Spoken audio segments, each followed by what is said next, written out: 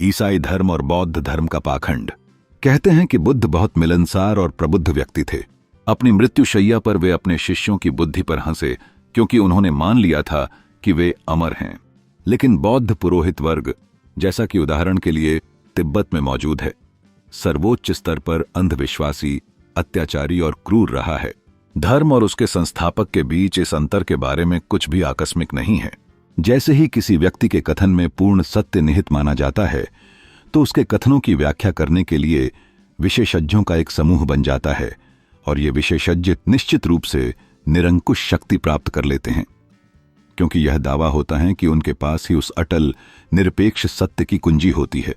किसी भी अन्य विशेषाधिकार प्राप्त जाति की तरह वे अपनी इस शक्ति का उपयोग अपने लाभ के लिए करते हैं।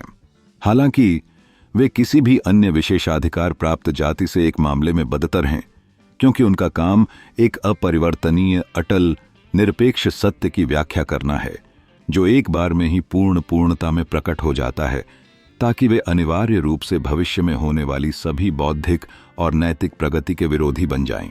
यह पाखंड सिर्फ बौद्ध धर्म में ही नहीं है, बल्कि यह ईसाई धर्म और अन्य धर्मों में भी समान रूप से विद्यमान है। यहूदियत, ईसाई और इस्लाम धर्म की किस्मत में भी यही कहानी लिखी गई है। जब एक विचार या विश्वास को स्थायी और अपरिवर्तनीय माना जाता है, तो इसे किसी विशेष समूह के द्वारा व्याख्यायित किया जाता है, जो अपनी शक्ति को भुनाने लगते हैं। यहां तक कि ईसा मसीह के सामाजिक एवं नैतिक विचार भी चर्च द्वारा एक विशेष तरीके से प्रस्तुत किए गए। इस प्रकार धर्म एक दैवीय भावना का प्रतीक होता है, परंतु जब इसे मानव संस्थाओं द्वारा संचालित किया जाता है, तो यह अक्सर अंधविश्वास और अत्याचार का साधन बन जाता है। बौद्ध धर्म के संदर्भ में बुद्ध की सरल एवं मिलनसार छवि को एक टकराव के रूप में देखा जा सकता है, जब बौद्ध पुरोहित वर्ग की अनैतिकताओं का सामना किया जाता है।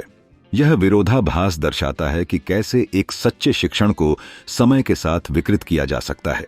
बुद्ध के समय में जो शिक्षाएं दी गईं, उन्होंने ध्यान और प्रबुद्धता पर जोर दिया, लेकिन जैसे जैसे समय बीतता गया, उसी शिक्षाओं को गलत संदर्भ में पेश किया गया, जिससे पाखंड का जन्म हुआ। जो बौद्ध धर्म के बारे में सच है, वह यहूदी धर्म, ईसाई धर्म या इस्लाम धर्म के बारे में भी उतना ही सच है। यह भी सच है कि इन धर्मों की उत्पत्ति मजबूत व्यक्तिगत विश्वास वाले शिक्षकों, व्याख्याकारों से हुई हो सकती है, लेकिन इन व्याख्याकारों का शायद ही कभी उन चर्चों और मंदिरों पर अधिक प्रभाव पड़ा हो जिनकी उन्होंने स्थापना की थी, जबकि इन संगठनों का उन समुदायों पर बहुत अधिक प्रभाव रहा है जिन समुदायों में ये व्याख्याकार फले फूले। जैसे पश्चिमी सभ्यता के सदस्यों के लिए सबसे अधिक रुचिकर मामला लें, ईसा मसीह की शिक्षा, जैसा कि सुसमाचारों में दिखाई देती है, का ईसाइयों में प्रचलित नैतिकता से असाधारण रूप से बहुत कम लेना देना है। सामाजिक और ऐतिहासिक दृष्टिकोण से ईसाई धर्म के बारे में सबसे महत्वपूर्ण बात ईसा मसीह नहीं, बल्कि चर्च है। और अगर हमें ईसाई धर्म को एक सामाजिक शक्ति के रूप में आंकना है, तो हमें अपनी सामग्री के लिए सुसमाचारों पर नहीं जाना चाहिए। ईसा मसीह ने तो यह सिखाया है कि आपको अपना सामान गरीबों को दे देना चाहिए, आपको लड़ाई नहीं करनी चाहिए, आपको चर्च नहीं जाना चाहिए, और आपको व्यभिचार को इतना ही करना चाहिए।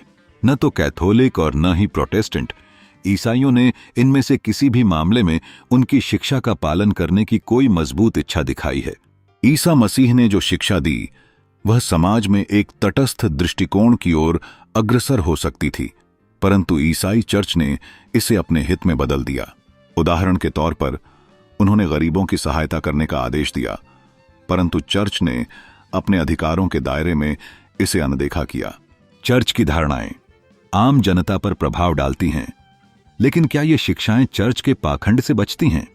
जब भविष्य में प्रगति की बात आती है, तो ये संस्थाएं अक्सर पुराने विचारों के लिए गंभीर होती हैं, जो कि सामाजिक विकास के लिए हानिकारक हो सकता है। इस प्रकार ईसाई और बौद्ध धर्म में सामर्थ्य वाली शिक्षाएं, जो उनके संस्थापक के माध्यम से आई थीं, आज उत्तरदायित्व और नैतिकता के असमान कानूनों के तले दबकर रह गई हैं। यह पाखंड हमें यह सोचने पर मजबूर करता है कि क्या वास्तव में ये धर्म महान हैं या वे सिर्फ शक्ति का एक साधन बन गए हैं। शायद अब हमें धर्मों के मूल सिद्धांतों की ओर लौटने की आवश्यकता है और अपने भीतर की सच्चाई को पहचानने की दिशा में चलना चाहिए। यह लेख बर्ट्रैंड रसेल के एक लेख से प्रेरित व्याख्या है।